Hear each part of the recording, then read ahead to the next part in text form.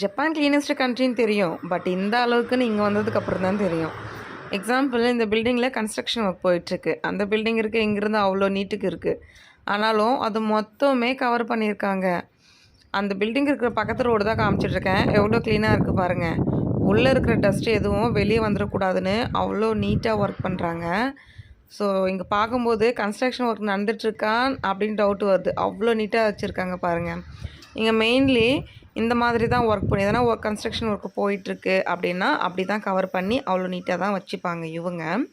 அப்புறம் நம்ம main roads எல்லாம் இருக்கும் இல்லைங்களா, அதுக்கு பக்கத்தில் வாக்கிங்க்கு ஜாகிங்க்குன்னு ஒரு சின்ன ரோடு மாதிரி கொடுத்துருப்பாங்க. மோஸ்ட்லி இங்கே ஓல்டேஜ் பீப்புள் அதிகமாக இருப்பாங்க. ஸோ அவங்க யூஸ் பண்ணுறதுக்கும் இல்லைனா வாக்கிங் போகிறதுக்கும் அதுக்கெல்லாம் இங்கே பீப்புள் யூஸ் பண்ணிப்பாங்க.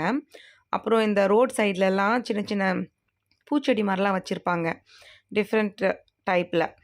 அதெல்லாம் பார்க்குறதுக்கு அவ்வளோ அழகாக இருக்கும். ஸோ எல்லா இடத்துலையும் நம்ம பார்க்கலாம் இந்த பூச்செடியெல்லாம். சிட்டி சைடும் வில்லேஜ் சைடும் அப்படியெல்லாம் பார்க்கலாம். ஆனால் ஒன்று என்னென்னா இங்கே நம்ம மண்ணே பார்க்க முடியாதுங்க. செடி வைக்கணுன்னாலும் நம்ம காசு கொடுத்து தான் மண் வாங்கணும்.